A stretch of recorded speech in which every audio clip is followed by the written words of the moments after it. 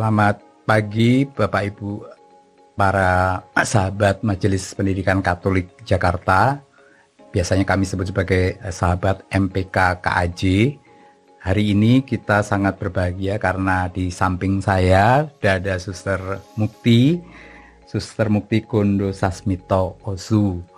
Bapak Ibu sekalian, ini adalah podcast yang ketiga dan kali ini setelah kemarin kita mengambil di Sekolah Strada, hari ini saya berada di studio yang sangat luar biasa ini di SMA Santa Ursula Jakarta.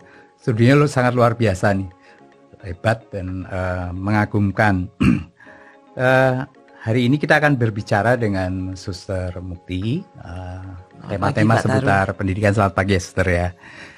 Bapak Ibu sekalian, kenapa sih kok ada podcast dari bidang tata laksana MPK Jakarta? Sebenarnya podcast ini ditujukan untuk kita saling berbagi, kita bisa mendapatkan inspirasi dari tamu-tamu yang dihadirkan oleh tim bidang tata laksana, sehingga mungkin diharapkan nanti akan ada perbaikan-perbaikan, ada ide-ide baru yang bisa didapatkan dari pembicaraan yang kurang lebih sekitar 30 menit ke depan ini.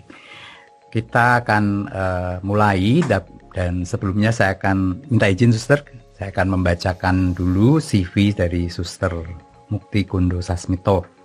Suster Mukti lahir di Semarang dan kaul pertamanya di tahun 95, kaul kekalnya di tahun 2000. Nah, yang luar biasa Bapak Ibu sekalian adalah Suster Mukti adalah lulusan dari Sanata Dharma, mengambil matematika gitu. Dan ini kalau dilihat Suster Mukti adalah juga nggak cuma lulus dari sana, tapi juga mengajar matematika di sekolah-sekolah yang ada di Kebon Dalem, di Koryesu, kemudian di Budi Luhur, di Regina Pacis Solo. Selain itu juga Suster Mukti punya pengalaman yang panjang sebagai kepala sekolah, baik di kepala sekolah di Regina Pacis, kemudian di Santa Ursula. Lalu Suster juga pernah menjadi Dewan Penasihat Umum di Roma. Saat ini Suster membantu di Yayasan Setia Bakti dan juga pimpinan komunitas Santa Ursula di Jakarta. Kemudian jabatan yang terakhir ditambah lagi kemarin di Agustus itu Suster terpilih sebagai Ketua Majelis Pendidikan Katolik Jakarta di periode yang sekarang menggantikan Romo Heru. Selamat loh Suster sekali lagi Suster. Terima kasih Pak Taruh. Suster, ini pertanyaan yang pertama nih.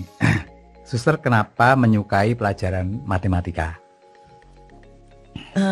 Sebetulnya awalnya sih tidak kemudian saya senang gitu ya.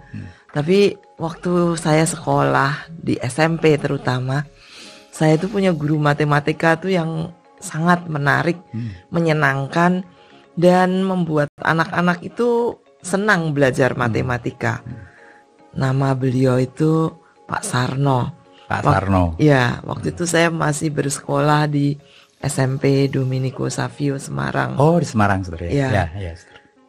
Ya, walaupun tugas yang diberikan beliau itu selalu banyak, tapi karena cara beliau menyampaikan menarik, itu membuat saya senang dengan pelajaran matematika. Jadi Suster senang karena awal mulanya adalah dari Pak Guru tadi ya Suster ya? Iya. Jadi ada keteladanan. Ini akan menjadi bahasan yang menarik nih Bapak Ibu sekalian, bagaimana keteladanan, daya tarik dari seorang guru membuat murid akhirnya mengambil pilihan-pilihan dalam hidupnya, kayak gitu Suster ya. Iya. Nah Suster, hubungannya dengan main harpa apa Suster? Matematika.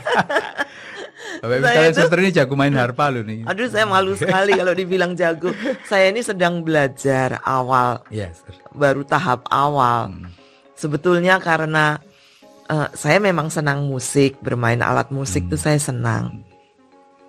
Saya punya background, saya belajar organ dari kecil gitu. Kemudian saya juga pernah belajar piano. Tapi kenapa harpa? Sebetulnya karena saya merasa, wah ini ada kesempatan dalam arti begini. Di sekolah Santa Ursula ini kami mempunyai harpa. Anak-anak bisa menggunakan bagi mereka yang mengikuti ekstrakurikuler tersebut. Satu hari saya sedang melihat mereka berlatih Kemudian gurunya menawarkan, ayo suster belajar main harpa. Apa saya bisa ya Bu? Saya bilang, bisa suster, ayo. Akhirnya saya mencoba dan menarik sih belajar main harpa. Tapi saya belum ahli-ahli amat, baru tahap awal. Baik suster, nanti mudah-mudahan di podcast ini bisa ditayangkan sekilas tentang permainan suster. Aduh. Mukti waktu kemarin kita ulang tahun MPK di Yakobus ya suster ya. Izin ya suster ya. Baik suster. Suster kan dari Ordo Santa Ursulin. Kalau tadi dari Ordo Santa Ursula. Ordo Santa Ursula. Ya, dipanggilnya Suster Ursulin ya, tapi panggilannya Suster Ursulin. Nah, suster setelah hampir 165 tahun lebih ya, bahkan kalau lihat dari sekolah Santa Maria yang ada di Juanda, 168 tahun nih pendidikan yang dikelola oleh Ordo Santa Ursula atau OSU. Apa yang menjadi ciri khas dari sekolah-sekolah yang di bawah yayasan dan maupun binaan dari suster-suster Ursuli? Yang menjadi ciri khas kami sebetulnya adalah nilai-nilai. Dimanapun kami berada, entah di Indonesia maupun di luar Indonesia, semangat Serviam itu yang kami tanamkan kepada para peserta didik di sekolah-sekolah kami. Nilai-nilai Serviam ini dasarnya adalah nilai-nilai dari Santa Angela, pendiri kami. Jadi di dalam nilai-nilai Serviam itu termaktub banyak hal.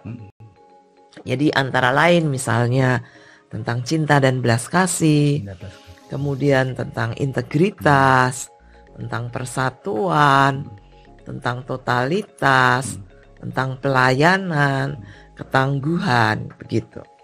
Nah, suster, itu kalau bicara tentang ketangguhan, pelayanan, disiplin dan lain-lain itu kan masalah watak ya, suster ya.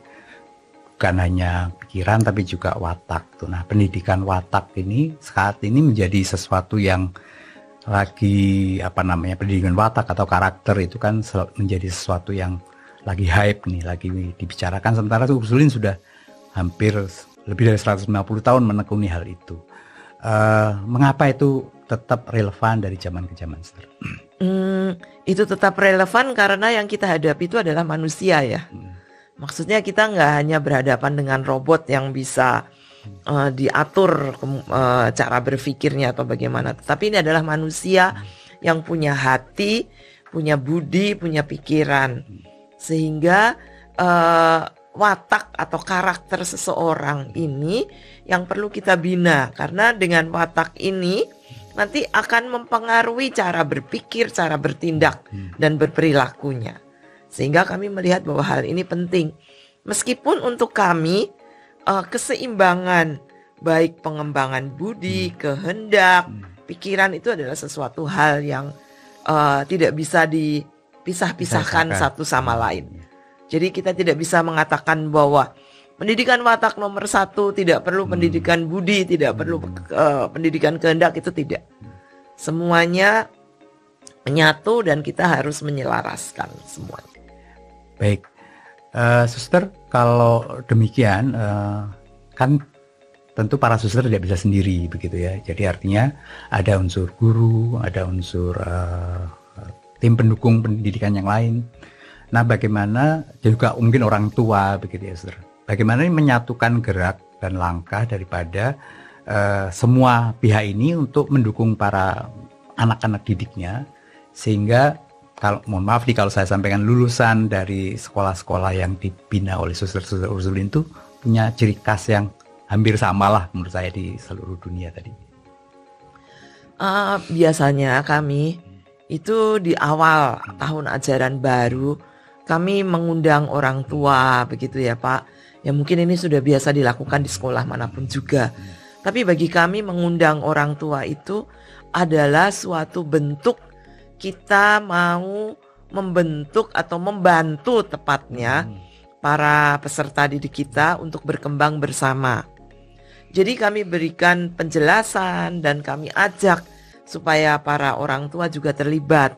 Karena kami ingin apa yang kami berikan di sekolah ini cocok atau searah sejalan dengan pendidikan yang diberikan oleh orang tua di rumah. Karena biar bagaimanapun juga pendidik yang pertama dan utama itu adalah orang tua, bukan di sekolah. Di sekolah itu hanya membantu. Nah, sedangkan dengan para guru pun juga demikian.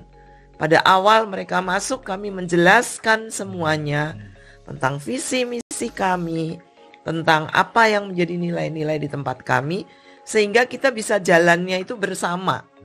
Gak ada yang misalnya orang tua jalannya ke kiri, anaknya jalan ke kanan karena di sekolah. Demikian juga guru. Jadi kita mau bersama-sama supaya yang dibentuk, yang dibantu para siswanya itu gak bingung. Kalau misalnya ada guru A arahnya ke kanan, guru B arahnya ke kiri, guru C arahnya ke tengah atau ke belakang, anaknya bingung.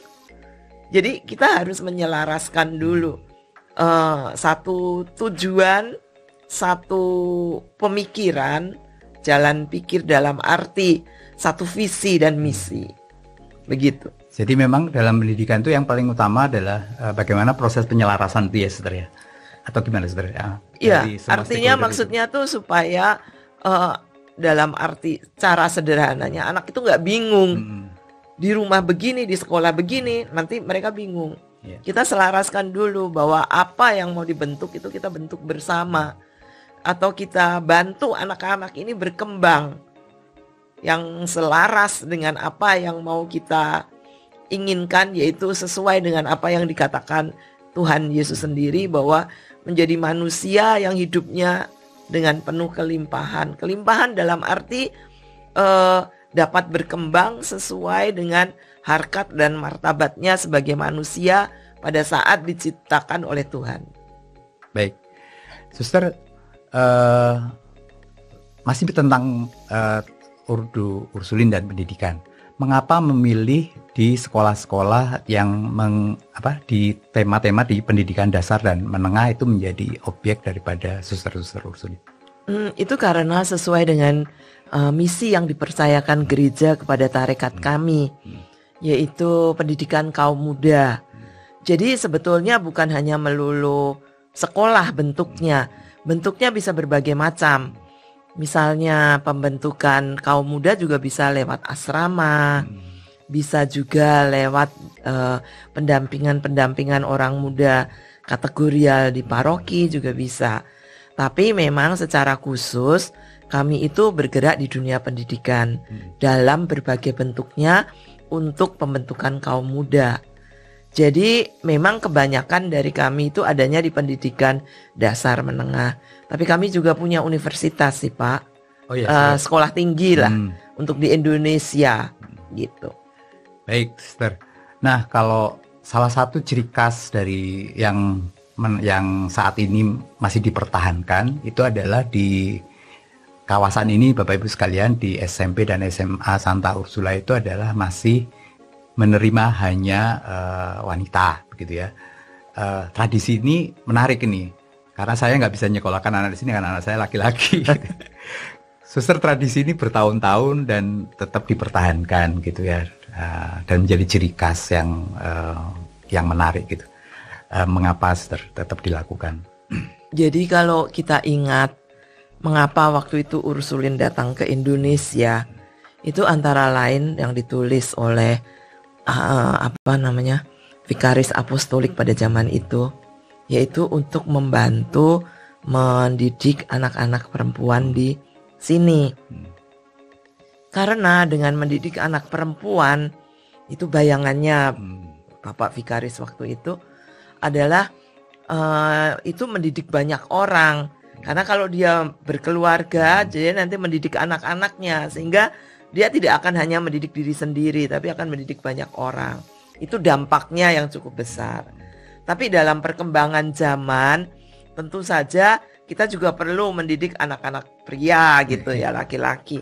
Sehingga di banyak sekolah Ursulin juga sudah menerima siswa laki. Nah, di sekolah ini untuk TK dan SD itu juga ada lakinya. Hanya SMP dan SMA kami tetap mempertahankan tradisi itu dengan harapan, dengan situasi yang terkondisi, mereka dapat berkembang lebih sehingga mereka dapat mengekspresikan dirinya dengan sepenuhnya tanpa berpikir yang lain-lain begitu. Berpikir yang lain-lain dalam arti nggak berpikir malu dilihat temannya yang laki atau apa, itu dalam arti seperti itu. Tapi semuanya itu juga tidak bisa dilepaskan hanya terus di dunia perempuan gitu ya. Dalam berbagai kegiatan kami juga berusaha bekerja sama dengan sekolah-sekolah lain sehingga interaksi mereka juga menjadi lebih luas, tidak terbatas hanya perempuan saja. Iya. Bapak Ibu sekalian, hari ini waktu saya masuk di kawasan ini tadi itu ada banyak, apa yang disampaikan Suster itu benar. Jadi ada banyak siswa tadi saya lihat ya Suster ya, dari sekolah-sekolah yang di Jakarta ini, tidak hanya wanita tapi juga banyak prianya juga. Jadi kurang lebih apa yang disampaikan Suster itu memang benar untuk interaksi itu. Tapi kegiatan hari ini itu ada kegiatan apa Suster? Pada hari ini ada kegiatan Open Campus. Jadi dalam rangka 165 tahun perayaan Sekolah Santa Ursula, kami mengadakan Open Campus untuk seluruh jenjang dari taman bermain, kelompok bermain, TK, SD, SMP, SMA. Jadi kami membuka untuk sekolah-sekolah lain, untuk anak-anak yang mau mengenal Sekolah Santa Ursula di sini dengan diadakan berbagai lomba, kemudian ada juga pameran pendidikan diadakan di SMA. Nah, lomba-lomba tadi adalah lomba-lomba yang diadakan oleh anak SMA untuk teman-temannya SMA di Jakarta ini. Dari berbagai macam, tidak hanya sekolah Katolik saja, tidak hanya sekolah Ursulin saja, bahkan ada sekolah negeri, ada sekolah Islam, ada SMK, semuanya ada. Baik, Sister. Pertanyaannya selanjutnya adalah begitu bicara tentang pendidikan, begitu, maka sekolah-sekolah Katolik ini kan hadir di masyarakat, gitu ya, Sister ya. Dan sekolah Katolik tidak hanya menerima siswa yang berlatar agama atau keluarga yang Katolik. Dalam catatan kemarin itu bahkan di sekolah-sekolah Katolik di MPK Jakarta itu hampir lebih dari 50%-nya adalah non-Katolik. Nah, berkaca dari pengalaman di Ursula dan juga di sekolah-sekolah yang pernah Suster pimpin dan lain-lain, ini bagaimana lembaga-lembaga pendidikan Katolik juga bisa melihat situasi ini dan tetap mempertahankan ciri khas katolisitasnya? Kadang orang itu menyempitkan arti Katolik itu hanya dari sisi agama gitu ya. Padahal pada prinsipnya Katolik itu adalah umum gitu kan ya, terbuka. Dan kalau kita ini sekolah Katolik itu bukan berarti bahwa semua siswa-siswinya harus Katolik. Yang tidak Katolik dikatolikan itu sama sekali tidak. Dan tidak pernah terlintas dalam benak kami untuk mengkatolikan orang-orang, itu nggak pernah terpikir. Yang kami harapkan, mengapa sekolah kami terbuka dan apa yang kami berikan kepada mereka adalah nilai-nilai kekatolikan. Ini saya sebut kekatolikan dalam tanda petik. Adalah nilai-nilai atau value dari Kristianitas. Antara lain apa? Cinta kasih itu. Cinta kasih kalau seperti kita membuat tanda salib atas nama Bapa dan Putra, itu kan maksudnya apa? Relasi hubungan vertikal dan relasi horizontal. Jadi sebetulnya kekatolikan itu apa? Kekatolikan itu adalah membangun iman dan mewujudkannya dalam hidup sehari-hari dalam masyarakat. Dan itu juga selaras misalnya dengan nilai-nilai Serviam. Jadi melayani itu maksudnya bukan melayani kemudian menjadi orang rendah, menjadi tidak. Tapi melayani Tuhan dalam arti ya Tuhan yang memang maha besar yang kita sembah seperti yang dianut agama apapun juga, dan juga melayani sesama dalam arti kita menghargai setiap manusia. Ya, sangat luar biasa penjelasan dari Suster tentang ciri khas itu, dan ciri khas Katolisitas itu memang umum dan juga cinta kasih itu sendiri. Nah, Suster, kalau kita perhatikan juga gitu ya, apa yang balik lagi nih saya ke Santa Ursula itu, ada seorang yang sangat legend di sini gitu ya, Suster Francisco gitu, yang saya kebetulan banyak teman yang sangat terinspirasi seperti halnya Suster tadi, terinspirasi juga dengan guru matematikanya itu. Menurut Suster, di mata Suster Francisco itu seperti apa sehingga beliau sangat dicintai lah oleh para muridnya, bahkan oleh yang tidak jadi muridnya langsung pun sangat mengagumi beliau. Kalau untuk saya pribadi, yang sangat menarik itu adalah komitmen beliau. Beliau itu sungguh-sungguh berkomitmen terhadap dunia pendidikan. Dia bisa memberikan dirinya, bisa memberikan waktunya secara total untuk pendidikan. Itu dibuktikan dengan apa? Dengan kecintaannya melayani atau berada di sekolah.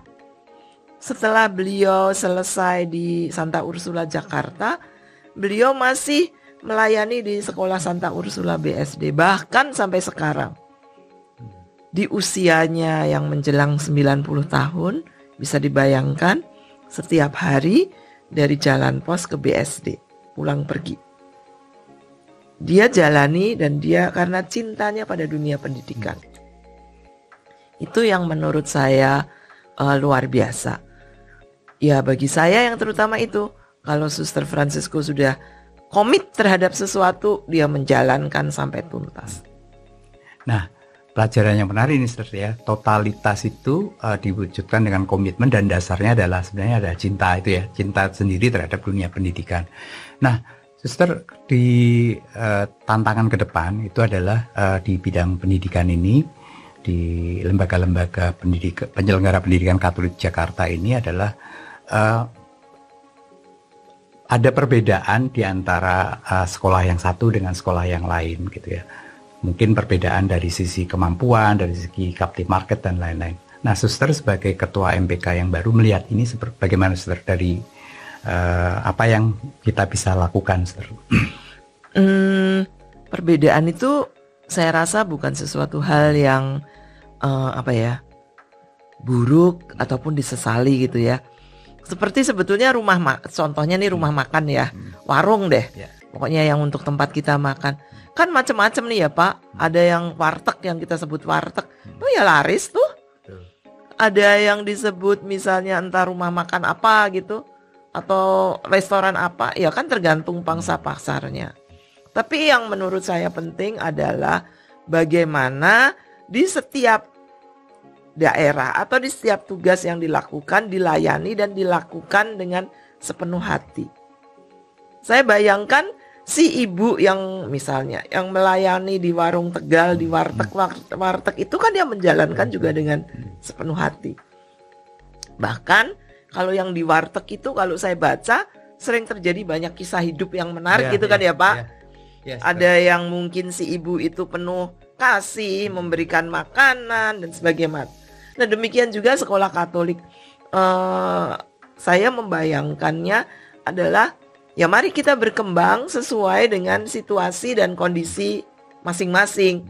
Tidak perlu berpikir misalnya yang warung Tegal ini, yang warteg ini, dia mau membuka restoran di mana misalnya, mau membuka restoran di area SCBD misalnya. Itu malah nanti nggak tercapai gitu kan ya. Nah yang di warteg ya dikembangkan jadi warteg yang terkenal gitu. Saya sering lihat itu warteg itu juga banyak yang ngantri gitu kan ya. Jadi di Tebet itu saya suka itu warmo itu sampai ngantri, parkirnya susah. Nah, iya kan? Tapi harganya tetap harga warteg. Iya, makanya itu loh hal-hal seperti itu. Tapi dia menjaga kualitasnya, enak. Menu makanannya apa? Misalnya telur dadar gitu. Saya suka. Jadi misalnya seperti itu. Demikian juga yang tadi saya katakan di sekolah Katolik. Yang penting adalah kita menjaga kualitas pelayanan kita. Kita menjaga kualitas pendidikan yang kita berikan. Bagaimana kita bisa merangkul anak-anak kita, orang tua kita, supaya loyal juga kepada kita. Seperti warung warteg itu, kan dia bisa merangkul pelanggannya gitu ya. Dengan cara misalnya si ibu itu mengenal pelanggannya siapa aja gitu kan. Demikian juga itu. Kalau kita di sekolah, kita ya berusaha untuk mengenal orang-orang yang kita layani itu. Ya kalau istilah marketingnya kan tahu segmennya, tahu positioningnya begitu ya, Suster, iya. Tapi lebih daripada itu tadi apa yang disampaikan oleh Suster Mukti adalah adanya kesungguhan sepenuh hati melayani sehingga kualitas itu tetap terjaga untuk setiap yang akan dilayaninya itu. Jadi sebenarnya perbedaan itu bukan sesuatu yang negatif, tapi memang ya kita hidup memang penuh dengan keragaman gitu ya, Suster ya. Jadi nah dengan kondisi yang seperti ini, bagaimana optimisme Suster ke depan sebagai ketua MPK yang baru? Nih harapan apa yang akan Suster sampaikan kepada para pendengar, terutama yang hadir di sini adalah mestinya para sahabat dari MPK Jakarta. Harapan saya, Pak, saya tidak mau memberikan janji-janji atau harapan yang tinggi, tapi yang jelas adalah saya ingin mengajak atau bergandeng tangan untuk maju bersama. Itu aja sederhana. Kita terbuka, kita saling membantu, saling mensupport supaya masing-masing tadi berkembang sesuai dengan keunikan dan kekhasannya. Ya, jadi setiap sekolah, setiap LPK diharapkan akan bisa berkembang sesuai dengan ciri khas dan keunikannya, sehingga dia akan optimal di masing-masing gitu ya, Suster, ya kurang lebih kayak gitu. Nah, dan mungkin ini pertanyaan terakhir, Suster, karena memang kita waktunya terbatas, Suster juga ada kegiatan yang lain. Suster melihat apa yang kita lakukan dari bidang tata laksana ini membuat podcast yang semacam ini bagaimana Suster tanggapan Suster, terus harapan Suster? Saya sih tanggapannya positif ya, karena dengan adanya podcast seperti ini, kita ini bisa mendengarkan kapan saja dan di mana saja gitu ya. Misalnya hari ini saya baru mendengarkan sampai satu bagian ini. Oh nanti kalau pas saya ada senggang lagi saya bisa klik lagi, bisa saya lanjutkan gitu. Jadi inilah kita belajar bersama, tidak mengenal batasan waktu dalam arti kalau jam segini udah nggak ada berarti habis gitu semua gitu. Satu lagi pertanyaan terakhir, Suster, ini tentang masalah studio ini. Bapak Ibu sekalian, studio di Santa Ursula ini sangat bagus ya, canggih banget lah itu. Seperti di studio TV sebenarnya yang sesungguhnya kalau saya lihat. Suster, ini kan pasti perlu investasi, perlu artinya pasti ada dasarnya membuat ini semua itu. Kenapa, Suster?